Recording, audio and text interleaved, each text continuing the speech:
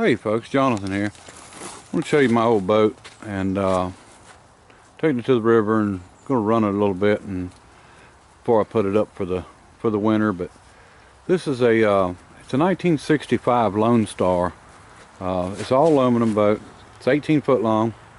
I use it to catfish with, but I run it at the river, and that's why I sort of like aluminum, because I'm all the time hitting drift logs and stumps and everything else. But I put this boat together a few years ago, and it's made in Texas, from the Lonestar company. But I always liked that this whole side is all one piece, and it's my understanding they had a big press down there that they pressed that whole, each side out in a section. So this has been a real good boat. But if you ever watched the TV show, the logging show, where Shelby Stanger's got a jet boat on there, that's sort of what this one originally looked like. It had a windshield, it had actually had a top that came back and stopped right here. It would have been aluminum with side windows, and the steering wheel was up in the front there. And I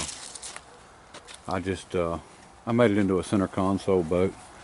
The top's actually made out of aluminized exhaust pipe, and I bent it up and painted it black, and it holds paint real good. I had to paint it because of the welds on it. They would have rusted.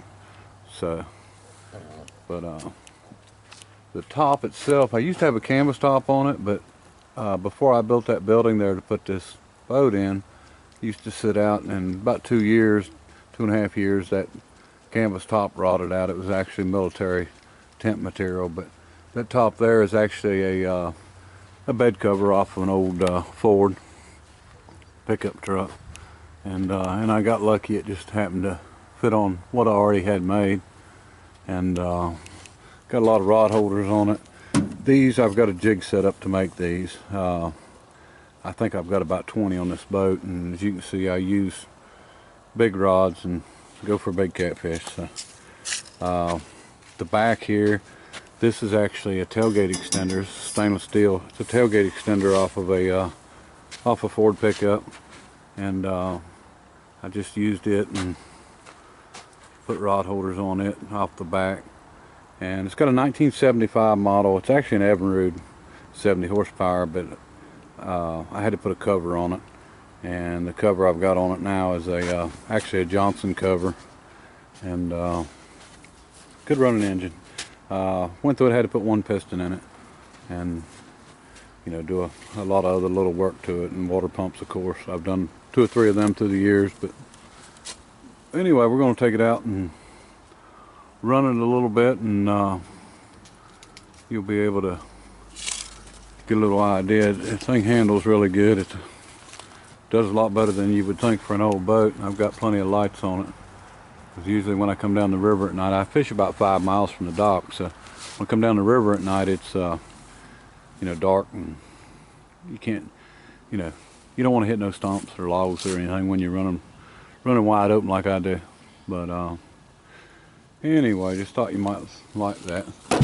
Here's the live wells in there, and that's why it's got ammunition on it. But alright, hope you enjoy it. We're going to put this thing up for the winter here. Something following me.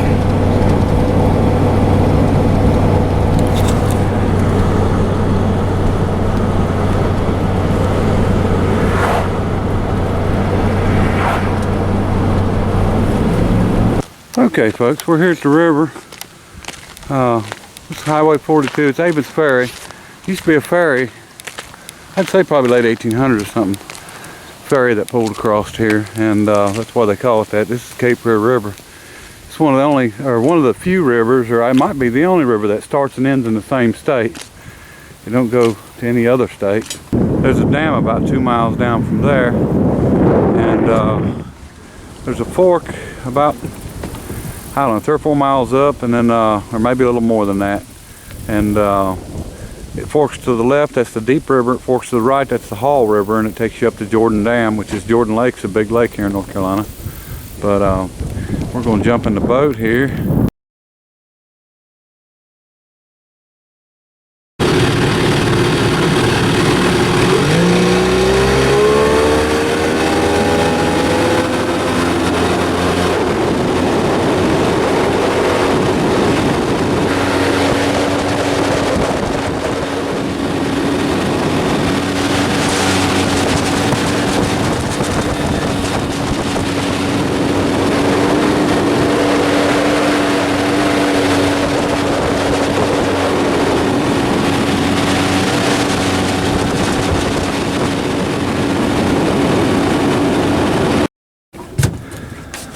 Okay folks, we're up here where the river forks, and this is actually the beginning of the Cape Fear River, but that's the Hall River, and that is the Deep River.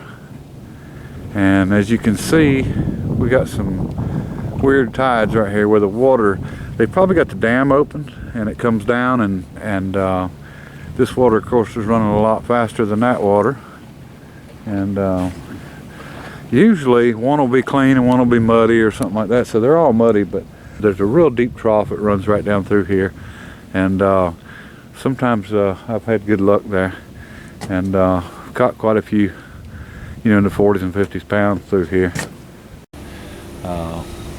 It's nice to get away. I did get to see one eagle and a lot of egrets and cranes, and I'll tell you a little story. One time I've got a 14-foot John boat that I catfished out of for a long time, and I've been doing this for years, and I like to fish at night. I like to fish with no lights on whatsoever, and you know, no noise, just sitting in the dark, and enjoy it. You know, you hear fish jump every once in a while, and you know, raccoons on the bank, and you know, snakes or whatever. I mean, you know, you don't hear a whole lot, but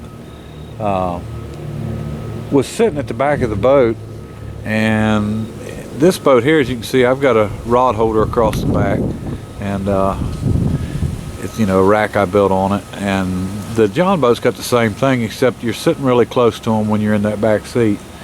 And I had the poles up and sitting and fishing, and heard something coming through the air.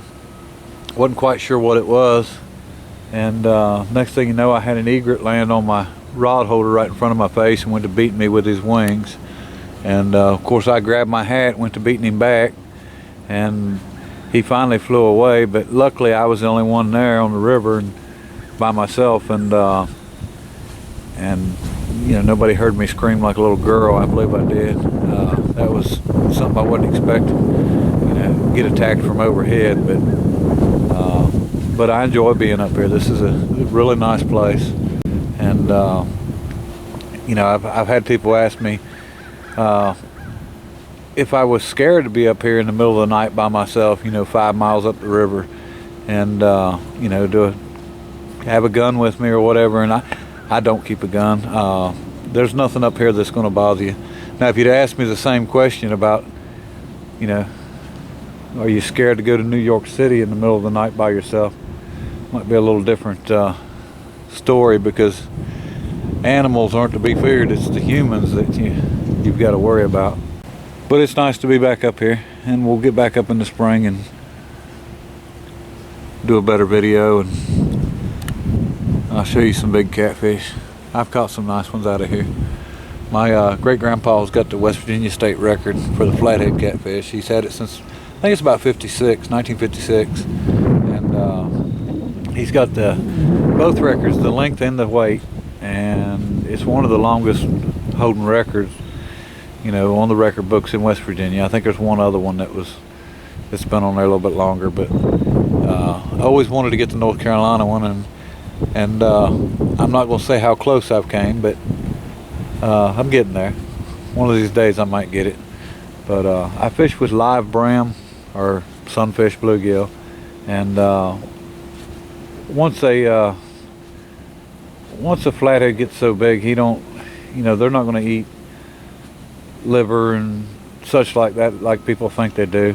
They like live bait, and you know, I've caught some nice ones, but you know, a 4-inch bluegill or sunfish is about what you want. You know, something that at least that big. I mean, you can go 8 and 10 inches and they'll eat it, no problem. But you just don't want anything any smaller than that. But we'll show you in a future video on that. But I'll head back, maybe get a little bit more video on the way back.